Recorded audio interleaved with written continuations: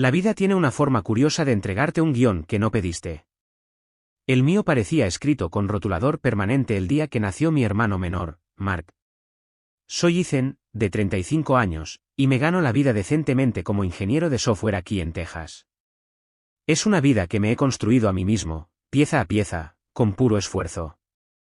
Pero, según mi familia, eso solo significa que soy yo quien debería tener más para dar, especialmente a Mark. Mark es el niño de oro.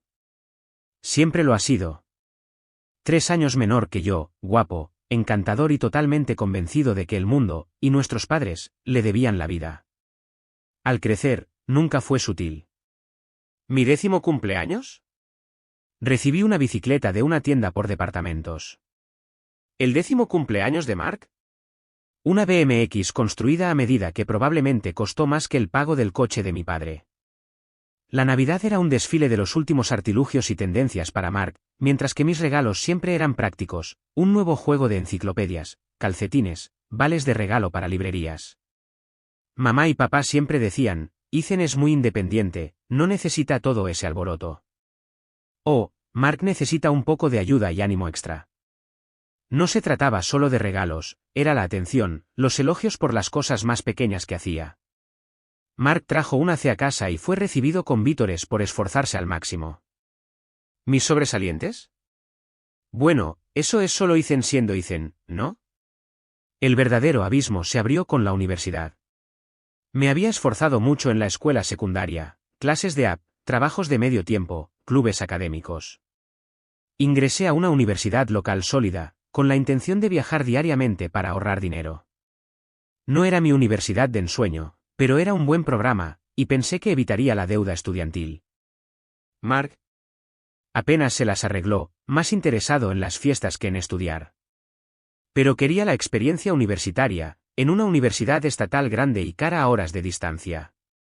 Y, por supuesto, la consiguió, matrícula completa, habitación, comida, libros, un coche nuevo, una generosa asignación mensual que probablemente superaba las ganancias de mi trabajo de medio tiempo durante un semestre, todo pagado por mamá y papá. Cuando les dije a mis padres que viviría en casa y viajaría diariamente, mamá asintió y luego soltó la bomba, está bien, Ethan, pero si te quedas aquí, tendrás que contribuir. Necesitaremos 700. 700 al mes para el alquiler y los servicios. Blicos. 700 como un joven de 18 años trabajando por el salario mínimo en una librería universitaria. Eso era astronómico. Balbuceé, recordándoles la vida totalmente financiada de Mark en la escuela. Mamá solo me dio esa pequeña sonrisa tensa, Mark necesitaba ese apoyo para prosperar. Tú eres diferente, eres capaz, necesitas aprender responsabilidad. Papá simplemente asintió. Enmarcaron mi independencia como una razón para cargarme, mientras que la dependencia de Mark era una razón para colmarlo de apoyo. Así que lo hice. Trabajé casi a tiempo completo mientras cursaba una carga completa de cursos, me salté las comidas, compré el ramen instantáneo más barato, frecuenté la biblioteca para obtener libros de texto o los compré en malas condiciones en línea. Cada mes, esos $700 desaparecían en la cuenta bancaria de mis padres, un recordatorio constante de la escala desigual. Mientras tanto, Mark se quejaba de los muebles de su dormitorio en las llamadas telefónicas que escuché, recibiendo dinero de fin de semana de mamá cada vez que se quedaba un poco corto. No queremos que se preocupe, la oí decir una vez. ¿Por qué mi preocupación era irrelevante? ¿Por qué mi lucha era necesaria, pero la suya no? Después de graduarme, terminé con honores, por cierto, en un difícil programa de ingeniería. Mark se graduó con un vago título de humanidades y un GPA de 2 algo. Me mudé al mes siguiente, encontré un apartamento pequeño y barato, viví como un monje durante años, ahorrando cada dólar que pude. Trabajé duro, obtuve ascensos, construí una carrera estable. Mark, mientras tanto, pasó de un trabajo a otro, se casó con Sarah, una mujer dulce que parecía abrumada por sus exigencias y los niños, y comenzó a tener hijos, 3 en rápida sucesión, gemelos, ahora de 7 años, y un niño, 5 años. Y los rescates de los padres para Mark y su familia aumentaron, coches nuevos cuando el suyo se averiaba o le embargaban, sospecho que los pagos de alquiler estaban cubiertos, facturas pagadas, incluso financiación de algunas ideas de negocios a medio cocer que no llevaron a ninguna parte. Mark y Sara parecían esperarlo, y mamá y papá seguían firmando cheques, aparentemente ciegos al hecho de que estaban permitiendo la irresponsabilidad. Mantuve la distancia, los visité durante las vacaciones, pero compartí cada vez menos sobre mi propia vida. De todos modos, no les importaría. Mis éxitos fueron recibidos con un asentimiento superficial, seguido rápidamente de una actualización sobre el último desafío de Mark o los hitos de los niños. Mi independencia, una vez una excusa conveniente para negarme ayuda, ahora parecía ser una decepción silenciosa, como si no estuviera brindando el tipo de apoyo correcto, es decir, financiero, para Mark. Después de años de ahorrar y alquilar una caja de zapatos, finalmente llegué a un punto en el que pude comprar una casa, un lugar propio, un santuario. Se sintió como la culminación de todos esos años de escasez, de pagar un alquiler absurdo a mis padres, de ver a Mark recibir todo lo que le daban. Esto sería mío, y sabía con absoluta certeza que no podía decírselo a mi familia, hasta que estuviera hecho. Decírselos lo convertiría en un circo, cambiando inmediatamente el enfoque de mi logro a cómo podría beneficiar a Mark y su familia. Quería esta única cosa, este gran paso, para ser puramente y egoístamente mío. Así que comencé a buscar en silencio, pasé las tardes navegando por Zillow, los fines de semana en casas abiertas solo. No le dije ni una palabra a mamá, papá, Mark o Sara. La única persona que lo sabía era mi amigo, David. David lo entiende. Había visto esta dinámica familiar desde afuera durante años y fue mi silencioso contrapunto. Manténlo en secreto, amigo, me aconsejó. Ya sabes cómo son. Mi plan de secreto total funcionó durante unas gloriosas semanas, luego ocurrió un desastre. Mencioné la búsqueda de casas casualmente a una colega, Linda, a quien creía que era solo amistosa, pero resultó ser una chismosa de primera categoría con una habilidad increíble para encontrar conexiones. Resulta que la prima de Linda es la mejor amiga de Sara. La autopista de la información era inquietantemente eficiente. Las llamadas y los mensajes de texto comenzaron al día siguiente. Mamá, demasiado dulce e inquisitiva, Ethan, cariño, ¿por qué no nos dijiste que estabas buscando una casa? Eso es maravilloso. Me hago el tonto, solo navegando casualmente, mamá, nada serio. Eso duró aproximadamente 30 segundos. Bueno, Mark, Sara y yo estábamos hablando, y tenemos tantas buenas ideas. Necesitarás algo grande, por supuesto, al menos 5 dormitorios para los niños, ya sabes, y una habitación de invitados para nosotros. Me quedé sin palabras. Mi búsqueda de casa se había convertido instantáneamente en un proyecto grupal, centrado completamente en sus necesidades. Mamá, no tengo hijos. Estoy buscando un lugar para mí. Ella lo ignoró, sí, pero la familia es importante. Necesitarás espacio para que la familia de Mark visite, para que los niños jueguen, para que nos quedemos. Mark entró en la línea, añadiendo sus 2 centavos sobre la necesidad de un gran patio y quizás un garaje para 3 coches para sus proyectos. Sara gorjeó sobre querer una piscina. Esa llamada fue solo el comienzo. Durante las siguientes 2 semanas, mi teléfono fue una máquina implacable de notificaciones, mensajes de texto, correos electrónicos, enlaces a casas, mansiones, francamente, 5 dormitorios, 6 dormitorios, sótanos terminados, terrenos enormes, piscinas, garajes separados. Cada mensaje destacaba características específicamente para Mark, Sara o los niños. Ethan, este de Maple Street tiene un sótano terminado, Mark podría tener su propio espacio. Mira el patio de este, perfecto para que los niños corran. Esta propiedad está a solo 10 minutos de nosotros, podríamos visitar a los niños todo el tiempo. Ni siquiera intentaban ocultar que no se trataba de mí. Fue agotador, irritante y francamente extraño. Inicialmente intenté retroceder suavemente, respondí a algunos, reiterando, eso es demasiado grande para mí, o estoy buscando en una zona diferente. Mi lógica fue recibida con comentarios desdeñosos como, no seas tonto, Ethan, necesitas espacio para la familia. O, puedes permitírtelo si simplemente administras bien tu dinero. La ironía no se me escapó. Era como hablar con una pared. Finalmente, decidí dejar de participar. Silencié su chat grupal, ignoré sus llamadas y mensajes de texto sobre casas. No les daría la satisfacción de discutir. Simplemente seguí buscando por mi cuenta, en silencio. pasé mis noches en línea, mis fines de semana conduciendo a suburbios tranquilos o pueblos pequeños fuera de su radio preferido, mirando lugares modestos de 2 dormitorios, casas para arreglar, cualquier cosa que se sintiera como un hogar realista y alcanzable para una persona. Se sintió desafiante, liberador. Casi al mismo tiempo, tuve una llamada muy atrasada con mi tía Carol. Ella es la hermana de papá, aguda como una navaja, y siempre pareció ver la dinámica familiar tal como era, incluso si no siempre interfirió directamente. Mencioné vagamente la presión que estaba recibiendo sobre la búsqueda de casas. Tía Carol, sí, tenía la sensación de que intentarían algo así.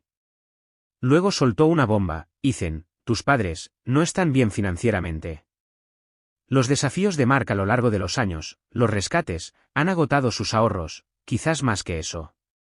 Están bajo mucho estrés. Hizo clic. No se trataba solo de conseguirle a Mark una casa más grande, se trataba de descargar una carga financiera significativa que los estaba aplastando sobre mí. No solo estaban permitiendo a Mark, estaban destruyendo su propio futuro al hacerlo, y ahora esperaban que su hijo pasado por alto interviniera y arreglara las consecuencias de su favoritismo hacia el hijo de oro. La tía Carol no excusó su comportamiento, pero sus palabras me dieron una comprensión fría y dura de su desesperación. Me aconsejó que tuviera cuidado, que me protegiera, porque no dejarían de presionar. Armado con este conocimiento, continué mi búsqueda silenciosa con renovada determinación. Necesitaba mi propio espacio, mi propia estabilidad, más que nunca. Lo encontré aproximadamente una semana después, una pequeña cabaña de 2 dormitorios en un pueblo tranquilo a unos 40 minutos de mis padres y Mark. No era lujosa, necesitaba una capa de pintura fresca y algunas reparaciones, tenía un pequeño patio, suficiente para una parrilla y tal vez un jardín, pero se sentía sólida, pacífica. En el segundo en que entré, supe que era esto, mi hogar. Presenté una oferta al día siguiente. La negociación fue tensa, pero fue aceptada. El proceso de cierre fue un borrón de papeleo, mantenido completamente en secreto de mi familia. El día que obtuve las llaves, parado solo en la sala de estar vacía, sentí una ola abrumadora de alivio, orgullo y desafío. Lo había logrado, completamente en mis propios términos. Durante las siguientes semanas, les dejé seguir enviando listados, ignoré las llamadas, les dejé construir su fantasía de la mansión que supuestamente estaba comprando para la familia. Sabía que se acercaba una cena familiar obligatoria, mamá lo había mencionado hace semanas, insistió en que todos estuvieran allí. Sabía que era la emboscada planeada donde me acorralarían y exigirían que me comprometiera con una de sus propiedades elegidas. David me aconsejó que simplemente no fuera, pero decidí que sí iría. No me escondería. Iría con mis llaves en el bolsillo y soltaría mi propia bomba. Repasé mi guión en mi cabeza. Sabía lo que diría, y sabía exactamente cuál sería su reacción. El sábado por la noche, llegué a la casa de mis padres a tiempo, entré en el caos habitual, niños gritando, Mark recostado en el sofá viendo la televisión, Sara con aspecto cansado, mamá ocupada en la cocina, papá merodeando. Mamá me dio un saludo superficial, ya distraída. La cena fue un asunto tenso, una charla forzada puntuada por el ruido de los niños y Mark y Sara quejándose ruidosamente de lo pequeño que era su apartamento, de cómo los niños necesitaban espacio, de lo difícil que era. Estaban preparando el terreno, ablandándome. Después de la cena, cuando los niños finalmente se distrajeron con una película y se sirvió el postre, mamá se aclaró la garganta. Entonces, tiempo, dijo, poniendo su sonrisa más brillante y falsa. Ethan, anunció a la mesa, su voz goteando anticipación, estamos tan emocionados. Creemos que encontramos la casa perfecta para ti. Mark y Sara intervinieron inmediatamente, los ojos brillando con lo que parecía sospechosamente como una excitación codiciosa. Es increíble, Ethan. 5 dormitorios, jardín enorme, barrio perfecto. Mark añadió, sí, y el garaje es enorme.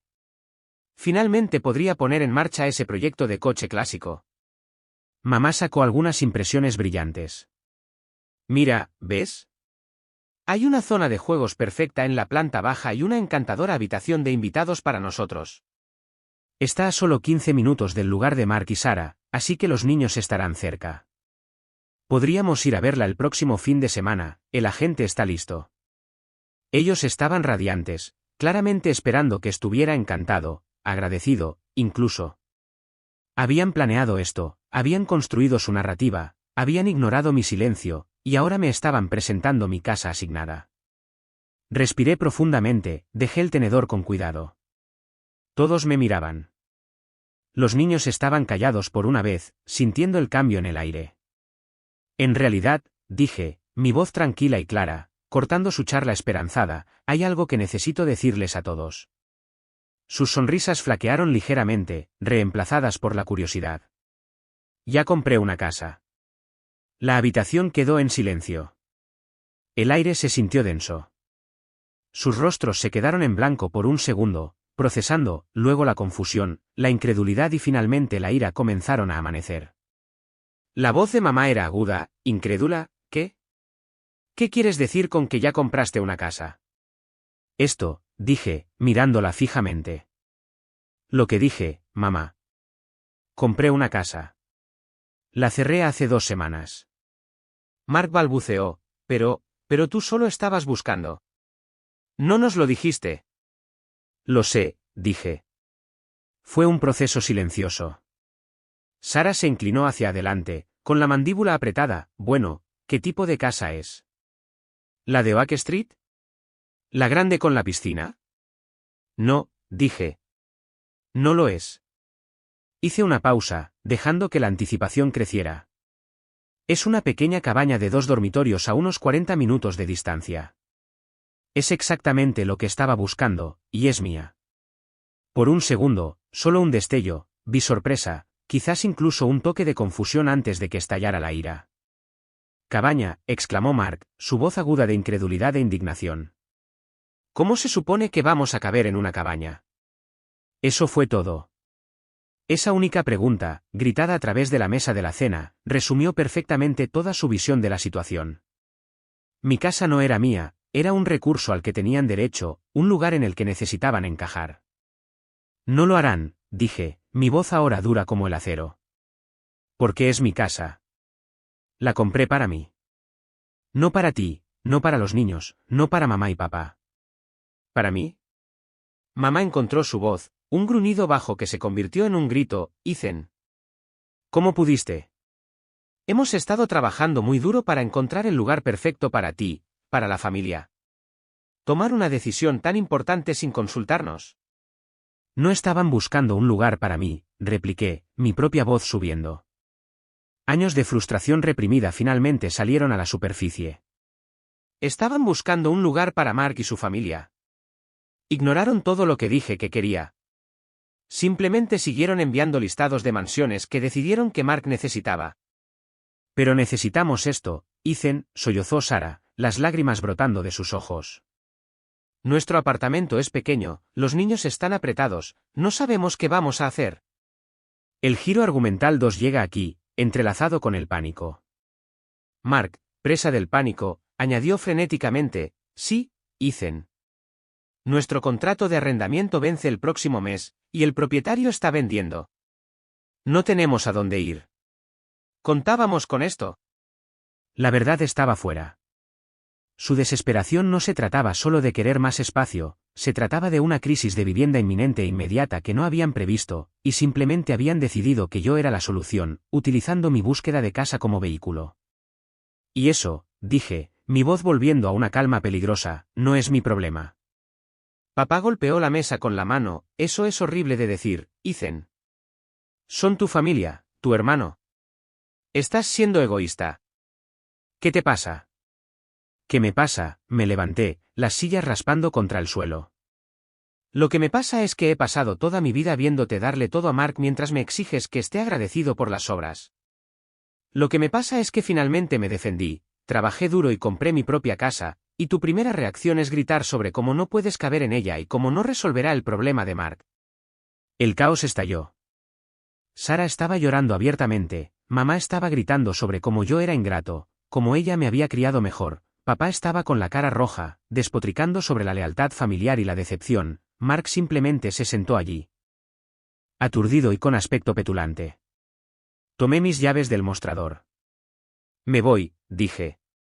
Mamá corrió hacia mí. No puedes simplemente irte, Ethan. Somos familia. Me volví en la puerta, miré hacia atrás la escena de su crisis autoinfligida y su ira fuera de lugar. Mírame, dije. Salí, subí a mi coche y me fui. Mi mano temblaba en el volante, una mezcla de adrenalina residual, ira y una extraña y poderosa sensación de liberación. Lo había hecho. Las consecuencias serían inmensas, pero finalmente, realmente había trazado una línea. El aluvión comenzó incluso antes de llegar a casa, mensajes de texto, llamadas, correos de voz, mensajes de enojo, súplicas, mensajes culpables de mamá, papá, Mark, Sara, acusaciones de crueldad, gritando sobre cómo estaba arruinando la vida de los niños, súplicas desesperadas para reconsiderar, para vender mi pequeña cabaña y comprar algo adecuado para la familia. Silencié los chats grupales, dejé que las llamadas fueran al correo de voz. Escuchar los correos de voz fue difícil, escuchar la ira cruda, las lágrimas fingidas, el puro derecho retorcido en victimización. El correo de voz de papá era solo él gritando sobre la traición. Luego, la familia más extensa comenzó a involucrarse, llamadas de tías y tíos, claramente impulsadas por mis padres, haciendo eco de las mismas líneas. Ethan, la familia es lo primero. ¿No puedes ayudar a tu hermano? Está en una situación difícil. Los traté con calma pero firmeza, explicando brevemente que había comprado mi casa para mis necesidades y que la situación de vivienda de Mark era separada.